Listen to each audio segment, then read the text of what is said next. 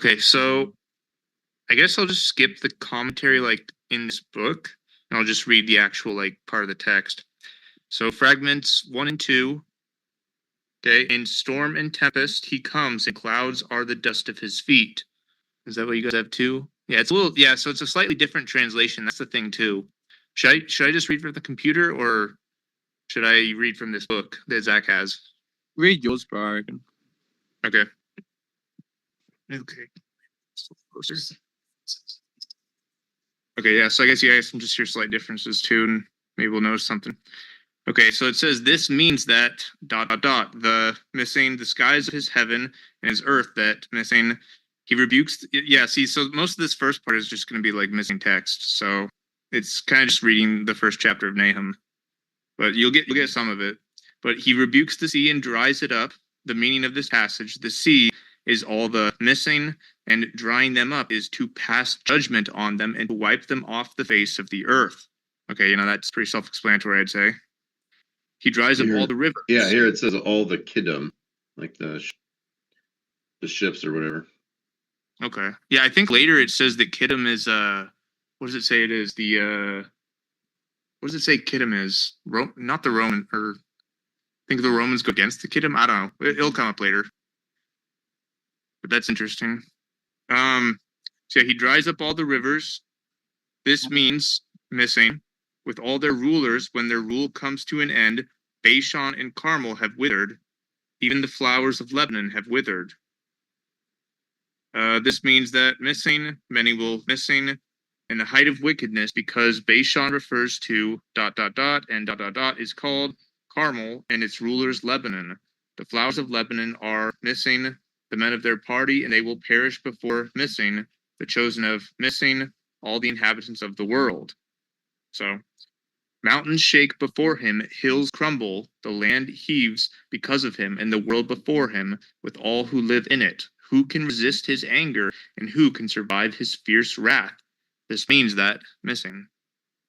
So, what does it have next for you? For me, it's talking about this invasion of Demetrius. Like, it's talking about these names that sound like they're from 1st and 2nd Maccabees for some reason. I don't understand this, but what do you have? Yeah, see, it has that there for you. Interpreted, this concerns Demetrius, king of Greece. Yeah, I don't know what the connection they're trying to draw there is, because Nahum was written way before that. So, unless they're saying that this is like the fulfillment of it. The first one, I guess. Let's see. Yeah, the invasion of Demetrius is treated almost incidentally, with the focus on Alexander Jannaeus, I think that's how you say it, maybe Jannaeus, the lion of wrath, and his severe ways with his enemies. Fragments 3 to 4, column 1. Where is the lion's den, the feeding place for the cubs? This refers to missing a dwelling for the wicked Gentiles. So Jerusalem is a veritable lion's den for the ancient commentator. Gentile lions seek to enter it, and Jewish lions come out of it. The contrast drawn below between the kings of Greece and the rulers of the Kittim confirms that Kittim is the code name for the Romans. Okay, yeah, that's what I was referring to. So I guess they say that Kittim is code name for the Romans. Where the old lion goes, there is the lion's whelp without fear. The old lion is Demetrius, king of Greece, who sought to come to Jerusalem through the counsel of the flattery seekers. But the city never fell into the power of the kings of Greece from Antiochus until the appearance of the rulers of the Kittim, but afterwards it will be trampled. Missing text. The lion catches enough for his cubs and strangles prey for his mates. This refers to, missing text, to the lion of wrath who would kill some of his nobles and the men of his party. Then it says, although moderns usually consider crucifixion an abhorrent act, the commentator and his community wholly approved of this method of punishing God's enemies. They believed it was prescribed by the Bible. See Deuteronomy 21:23. And I think that's part where it says they shall not remain hanged all night, because they're cursed if they are. And then Paul quotes that in Galatians 3. So missing text. This is more of the actual writings of the Dead Sea Scrolls. He fills his cave with prey, his den with game. This refers to the lion of wrath, vengeance against the flattery seekers, because he used to hang men alive, as it was done in Israel in Page turn, former times. For to anyone hanging alive on the tree, the verse applies, behold, I am against you, says Jehovah of hosts. So then it says, it is clear that the ruthless flattery seekers are the Pharisees, but it is not as clear what the code names Ephraim and Manasseh stand for. Sometimes Ephraim is associated with the flattery seekers, as it is below. At other times, the writer is hopeful that some of Ephraim will come to see things aright. Manasseh may represent the secular. What's up? No, it's just wowing. It's Yeah. better than 18, yeah. It's like I don't even think the book of Nahum even mentions Ephraim and Manasseh. So it's kind of interesting that they're making connections with him. Yeah. Well, we know who Ephraim is. Exactly. So Manasseh may represent the secular followers of Janneus, that is, the aristocrats who have no sincere interest in religious controversy. I will burn with smoke your horde. The sword will consume your lions, and I will annihilate its prey from the land. And your messenger's voice shall no longer be heard. That sounds like Revelation. The meaning of the passage, your horde are the troops of his army. Missing text. Its lions are his nobles. And that makes sense. I always saw the lions in scripture as like kings or princes or something. Its prey is the wealth that the priests of Jerusalem gathered, which they will give to, missing text, Ephraim. Israel will be given to, missing text, column 2. His messengers are his ambassadors whose voice will no longer be heard among the Gentiles. Right? So they're going to be destroyed. So woe, you murdering city, all lies and full of plunder. The meaning of the passage, this is the city of Ephraim, the flattery seekers in the last days who conduct themselves in deceit and lies. So right there, they're telling you that this in Nahum chapter 3, the bloody city, which I'm pretty sure is also the great city of Revelation, it's Ephraim. It's Mystery Babylon. It's all the same thing. Nuts. Yeah, and this is the people of the Dead Sea Scrolls writing this. Dude, you got to read this on the Sabbath soon. Okay. Okay. Wait, can you back up a little bit? Sorry, dude. Just read that. Yeah. That was nuts. Sure. Yeah. So, I'll back up to, I will burn your smoke with horde. I'll just go back to the beginning of the passage, I guess.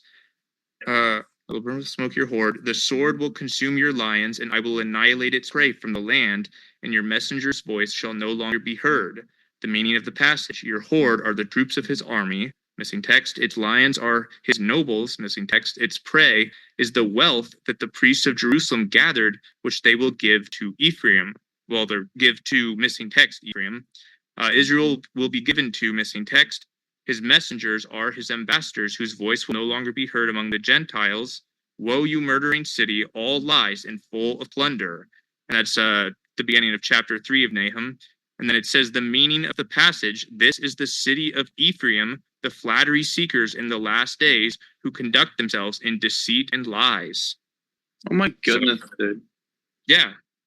So they knew. Like this just stood out. I was like, whoa, did it just... I literally thought like this wasn't even them at first. Like I was confused. Like Zach had to explain this to me when we first read it. Like, no, this is what the people of the Dead Sea Scrolls were actually writing. Like they said it was Ephraim. Wow, dude. So they knew and they just straight up say it.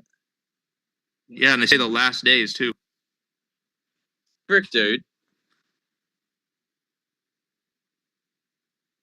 This interpretation says those who seek smooth things during the last days.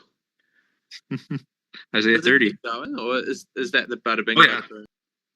Well, that's like the main point. Let me see. I mean, it talks more a little bit about it. It's not too much longer. Like we're about halfway through. Should I keep going? Yeah, keep going. That is probably the most interesting thing, though. But I think it does talk more about Ephraim in the last times. Okay. The rule of the flattery seekers is portrayed here as fully equal to that tyrannical domination of the Assyrians of old. Is clear that from the wording of the commentary that the flattery seekers are in power as the book is being written. Okay, so that's the commentary on the Dead Sea Scrolls, not the actual Dead Sea Scrolls commentary on Nahum. So it says, now this is Dead Sea Scrolls, prey is never absent, the sound of the whip, the sound of the rumbling wheels, galloping horses, rattling chariots, rearing chargers, blades, lashing spears, a mass of slain, a horde of corpses, no end of bodies, one trips over the bodies. That's Nahum. This refers to the rule of the flattery seekers, never absent from their company, will be the sword of the Gentiles, captivity, looting, internal strife, exile for fear of enemies. A mass of criminal carcasses will fall in their days with no limit to the total of their slain. Indeed, because of their criminal purpose, they will stumble on the flesh of their corpses. So, I mean, immediately I see captivity, internal strife. Like, if you lead into captivity, you'll go into captivity, maybe. So, all because of the harlot's many fornications. Beautiful is she, a witch indeed, who betrays peoples through fornication, whole clans through sorcery. So, yeah, it's equating this great city to Ephraim. It literally says that next. This refers to the deceivers of Ephraim, who through their deceptive teaching, lying talk, and dishonest speech deceive many. Their vain words. Dude, you gotta read this on the Sabbath soon. Mark and Matthew are gonna lose it. Yeah? Right, but we gotta get the right what you're reading out of, Yeah, Okay. Matthew's translation. Put on the screen. Bit better. It's kind of weird. Is yours a little different? Like, is it not saying some of the same things? It does, but it doesn't describe it like as well. Yeah. So, like for instance, it says, because of the many harlotries of the well-favored harlot, the mistress of seduction, she who sells nations through her harlotries and families through her seductions, interpreted this concerns those who lead Ephraim astray, who lead many astray through their false teaching, their lying tongue, and deceitful lips, kings, princes, priests, and people, together with the stranger who joins them. Cities and families shall perish through their counsel. Honorable men and rulers shall fall through their tongue's decision. Yeah, I guess it's a little different, but it's okay. Yeah, I can send I can send like the US, what is it called? USBC? Or the ISBN. ISBN. Yeah. It's just called A New Translation, The Dead Sea Scrolls, a comprehensive translation of the controversial ancient scrolls with material never before published or translated, including the most recently released texts. Translated with commentary by Michael Wise, Martin Abegg Jr., and Edward Cook. Yeah, just send them the ISBN, bro.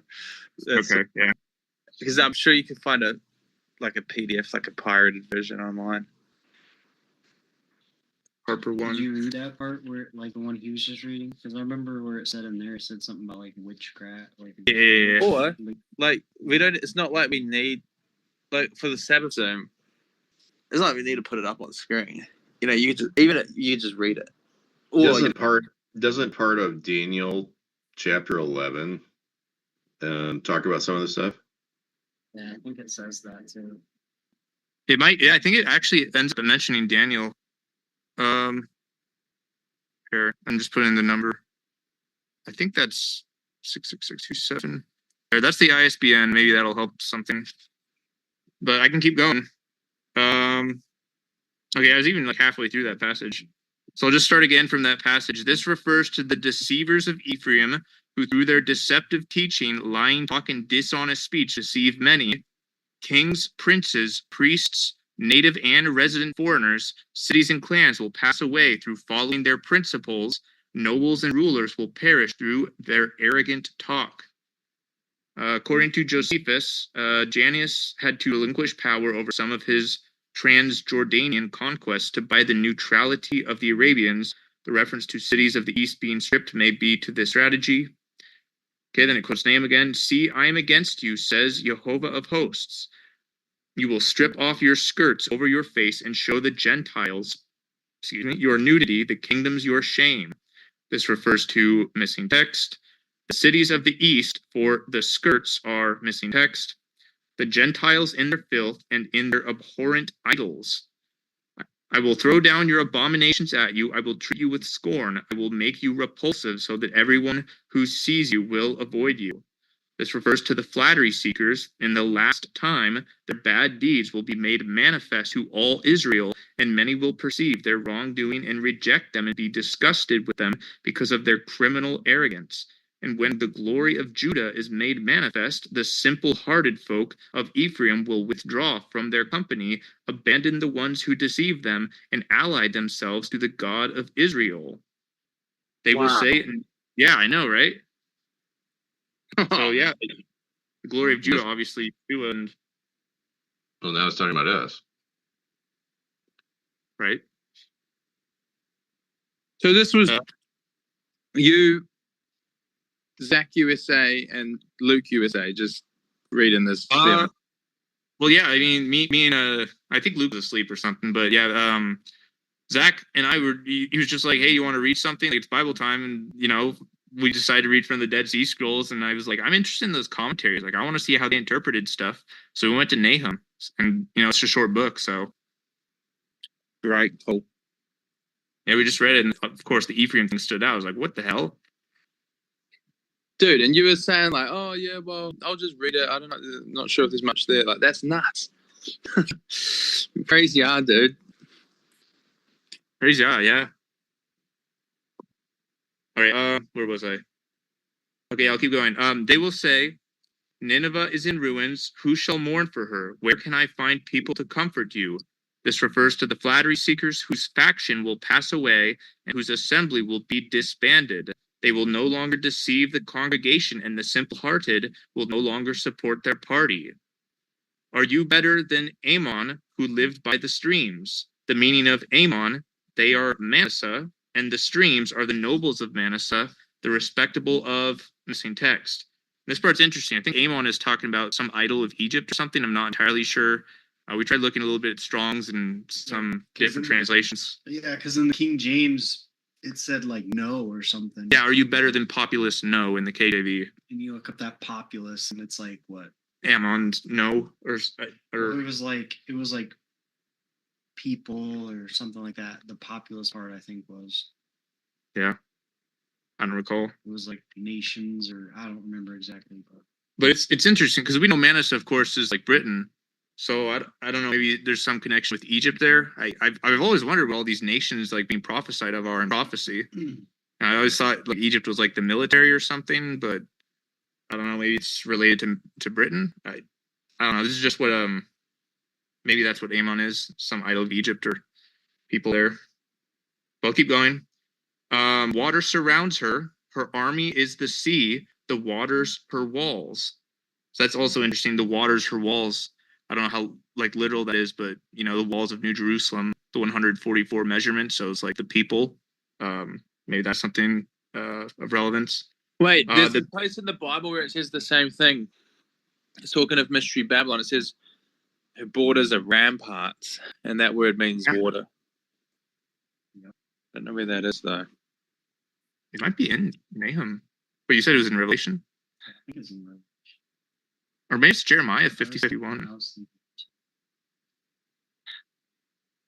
we can look for it. I think we're almost done with this though. Let me see. Yeah, there's like 3/4 of a page left. Okay, so yeah, water surrounds her, her army is the sea, the waters her walls. The meaning of the passage, they are the men of her army, the warriors for her battle. So yeah, the walls are the warriors, I guess. So the historical reference here is unclear. The divisive group may be some of the foreign mercenaries who supported Janneus in his struggle. Cush, Egypt, Put, and Libya are Gentile nations. So it says Cush and Egypt are her limitless strength. The meaning is, missing text, Put and Libya are her allies. The meaning of the passage, they are the wicked of, missing text, a divisive group who ally themselves to Manasseh. Okay, half a page left about. She too went into exile, a captive. Her infants were smashed at the head of every street. They throw lots for her respectable citizens. All her nobles have been bound with chains. This refers to Manasseh in the last time, for his kingdom shall be brought low in Israel. His women, his infants, and his children shall go into captivity. His warriors and his nobles shall fall by the sword. You too shall drink and become dazed. This refers to the wicked of, missing text, whose cup shall come after Manasseh. Missing text, you too will seek shelter in the city from the enemy.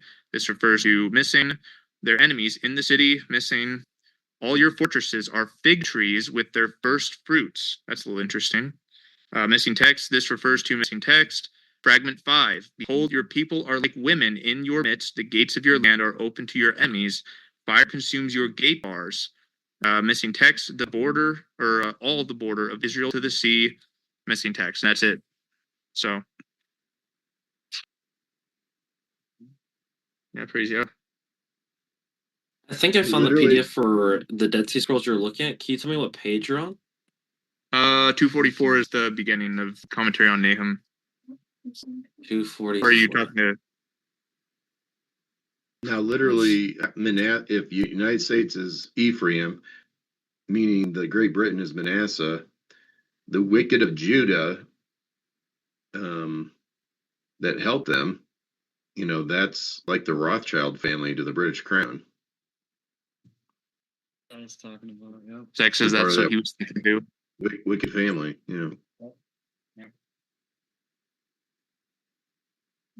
That's what I was saying the other night when we were talking about it. Yeah, he said Like, all our. that's the people that control it. That's why our like courts and everything, they got to take the, the what is it, bar exam and everything. They're actually bowing down to Britain. Yeah, you said something about. Yeah, you said a lot about how like our legislation and even like our phrases in English are like water based. Yeah, like your yeah, which Yeah, the maritime. Yep. yeah, Mm-hmm. maybe that has something to do with how it says it's walls or waters. I don't know. Of course, waters are also peoples in some instances. All right.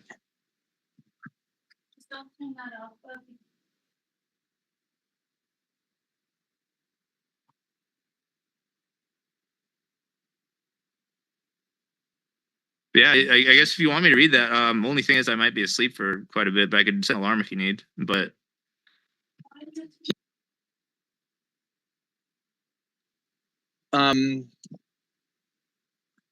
Whatever, dude. Just as soon as you get on there, okay.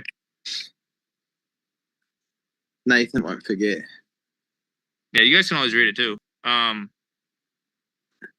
yeah, I mean, big thing obviously is like, yeah, Ephraim, like they literally knew that that's who it was talking about. I guess maybe they saw the connections in Hosea, how it's talked about so much, or yeah, and then the thing with Manasseh, Great Britain, that's probably something we should look more into if you guys have any more speculation there. But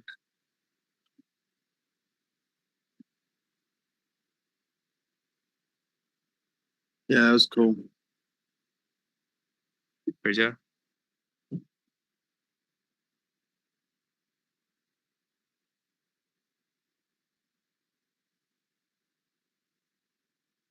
As you say, it's interesting how they like did all this without even Nahum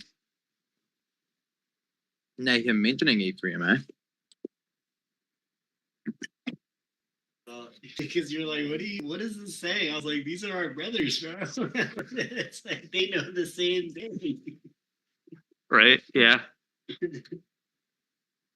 Yeah, it just shows that they were filled with the Spirit just like us. They were doing the will of Yah, so they're our brothers and sisters. It's just cool that they actually knew that 2,000 years ago. Yeah. Even longer. Yeah, even longer. It was like, I think they said the commentary was written like they like whatever they guess it's around like 153 or something before. Yeah. Somewhere around there. BC, right? Yeah. I said something. What was it, 183? Somewhere. Yeah.